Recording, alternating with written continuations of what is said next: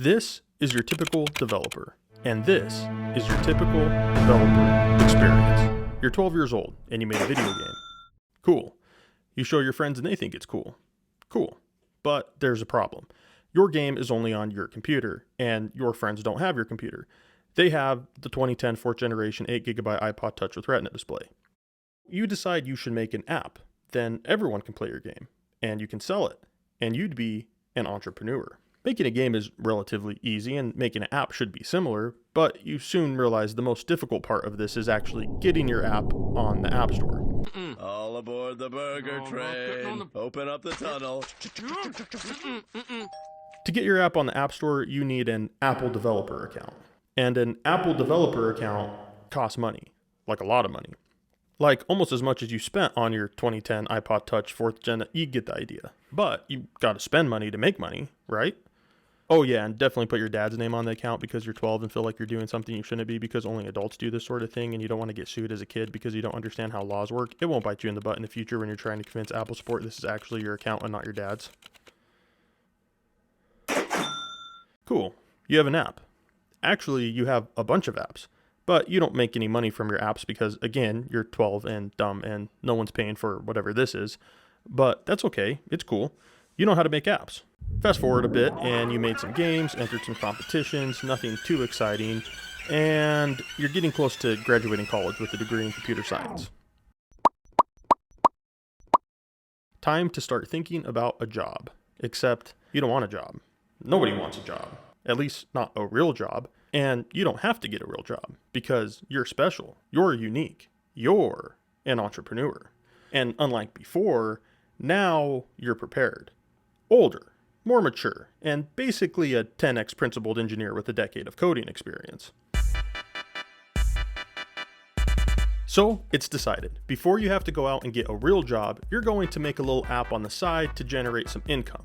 Nothing crazy, just enough to keep you afloat while you create something you actually want to make.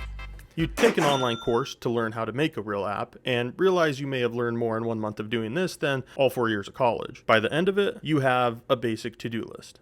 But not just any basic to-do list, your basic to-do list. And you know what would make those apps you actually want to create easier to create? A good to-do list. Not like that other junk you tried before, but something you'll actually use. You'll turn your basic to-do list into a good to-do list because you have such great ideas. Like how a normal Kanban has 3 lists, see how much you buy them all in one list item, and you're rewarded for each little part with the time feature satisfying, which is almost like a clicker game for each item. What's that? Nobody cares? Right. Your plan is foolproof. People pay for to-do lists made by random strangers, right? I mean, you don't know anyone personally, but they must be out there. And besides, if it's a flop, you're really just making this for yourself anyway. It's a win-win. And it should only take like a week tops. You already have the core functionality done. This is just to get a feel for the whole software as a service thing anyway.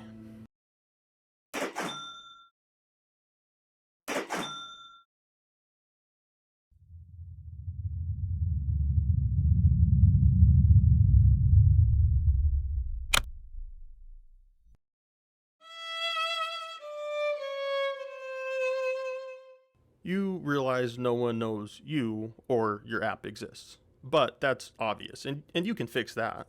You just have to put it out there, just by ads or something, right?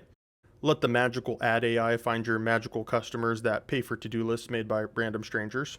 So you hire a voice actor on Fiverr, make a quick demo video, and begin paying for ads. Okay, little setback, but no worries, this is just to learn anyhow. You did learn your lesson, didn't you? You tell yourself, no one clicks on ads nowadays, this isn't the early 2000s, you need to do things differently. You begin researching on how other solo devs market their apps, and learn that in this modern era of internet marketing, if you want to sell something, you have to sell yourself. You need to be an influencer. You learn about build in public and see guys on Twitter making tens of thousands of dollars a month with websites made in PHP. Of course you can do this. You've been coding since you were 12. You can do what they do. You're talented, you're special, you're an entrepreneur. But wait, before you put yourself out there, what if it works? What if you actually get famous? You don't want to be too famous, that'd be annoying. You decide you better make a faceless persona, just in case. Then you'll be safe from the evil, scary internet. You begin posting every day on Twitter. You make a YouTube channel and post a bunch of audience relevant videos there. You build in public. Nothing. You then look back at all your tweets and all your videos and all your posts and delete everything. This same cycle happens a couple more times, changing some things here and there, but eventually you decide it's time to put this dream on pause and maybe just get a real job. The most useful thing your app can do for you at this point is be something to put on a resume. And lucky for you, it works. You get 2 serious job prospects. 1, a stable job at an established company with good pay and benefits, easy work, flexible hours and locations, and you'll get to travel. 2, a startup that pays significantly less. You pick the startup.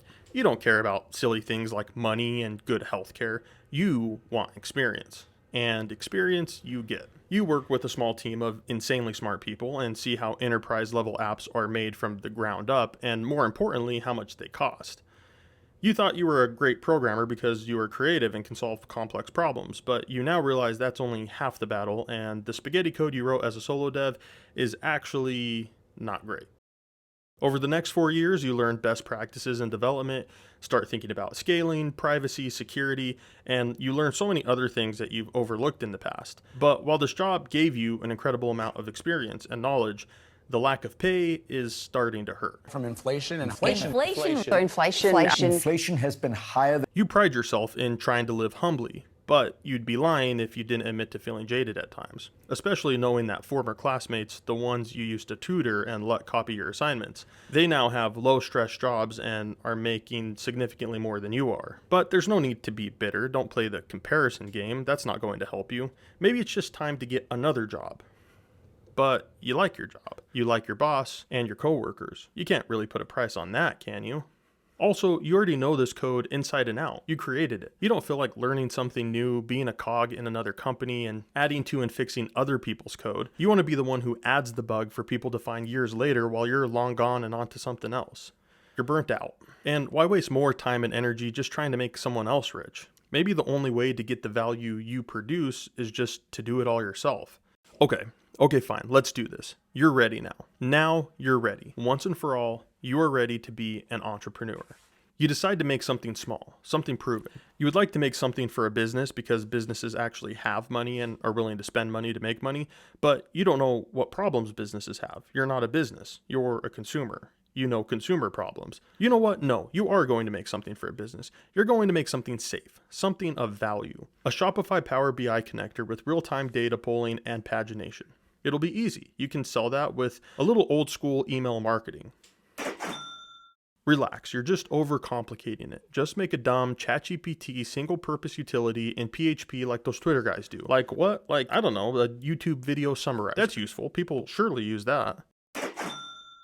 Okay, that's on me. That was dumb. But focus on your strengths. You're a person with real problems. Solve those. Focus on your hobbies. You know, things you're familiar with, like lifting. You can build a better AI fitness app than those ads you see plastered all over the place. So just do that. Make a fitness app. An AI fitness app. The world's simplest AI fitness app. Let's do it all again. Pay a guy on Fiverr to make ads. Yeah, he just used CapCut and threw something together in like 10 minutes, didn't he? That's all right. They should still convert. I mean, that's what the magic AI is for anyways, right? Okay, don't cut your losses. Keep running those ads. This is just all part of the process. It's normal to not have any installs. This is just the learning phase. What's that? It didn't work. Well, maybe just make some ads yourself. Something more personal. Remember, you still have to spend like $350 in 14 days to get that $375 in free ad credit. You don't want to stop now. You got to keep going. Yep, that's normal. Blood pressure high, finances low. It's ironic. You spend so much time making an app to help your health, you completely neglected your actual health. Regroup here. Just use your brain. You can't keep running those ads. You've got to make something people actually want to. Give them what they want. Give them a little brain. Maybe tell your story. Another speed design dev vlog. Okay. Really, short story. Relatable, stop funny. Tell your followers. Just post every day. You're a typical developer.